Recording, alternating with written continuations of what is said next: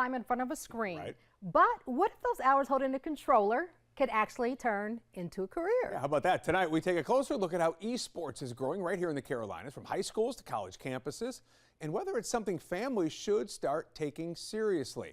A new Rutgers study suggests the time kids spend gaming is not wasted. It can translate into transferable skills like teamwork, strategy, and even technical know-how. Now, here in Charlotte, esports is more than just after-school fun. It's really cool. It's amazing how much it's expanded in this short time. Charlotte Mecklenburg Schools now has its own esports league. Last January, they hosted the region's very first high school tournament. It was at Bank of America Stadium in Uptown. Former city councilman and fintech advocate Tark Bokhari was there. At the time, he told us the skills extend far beyond the games themselves. They're learning the 101 basics of artificial intelligence and machine learning, things they can put on their resume and say, well, yeah, in this job, I actually do have experience in that. They're learning things like agriculture and ag tech entrepreneurship in the form of, educational technology and gaming and gamified environments. That's stuff you don't think about. Now, at the college level, the opportunities there are also expanding. Catawba Valley Community College in Hickory built its program from almost nothing, a Nintendo Switch on top of a trash can. But in just a few years, they built it into a roster of nearly 30 student athletes.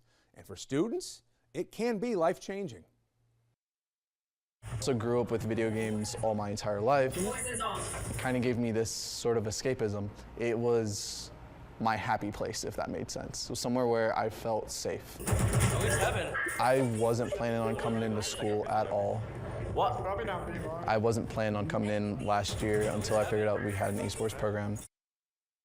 And CVCC is not the only one. Nationwide, more than 200 colleges now offer esports programs and teams.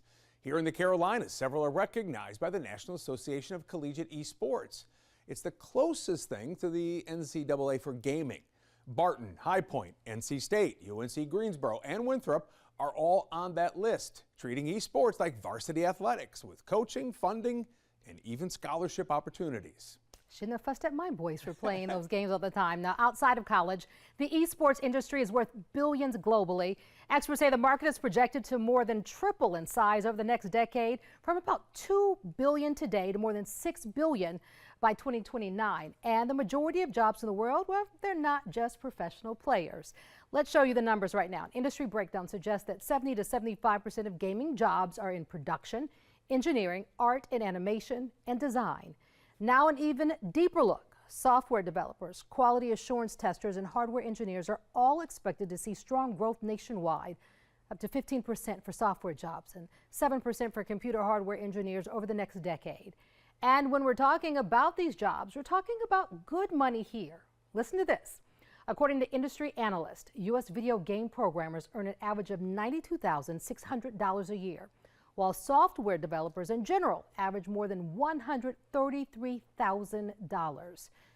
Over the weekend in Raleigh, the two-day showcase known as the Playthrough Gaming Convention wrapped up. It highlighted how the industry is growing and all the opportunities there are for jobs.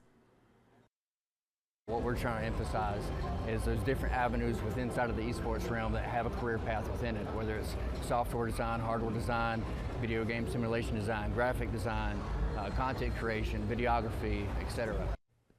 A lot of jobs out there for gamers, but experts caution this is still a highly competitive industry with burnout, uncertain returns, and a volatile game market. So for families, the key, of course, is balance, guiding passion into real skills like coding, design, and engineering. So right now, moms and dads aren't yelling at their kids, go play some more video games. What are you doing? My college kids still play all the time. They do indeed. For some esports, it's a hobby. For others, though, as you can see, it can be a doorway to the future.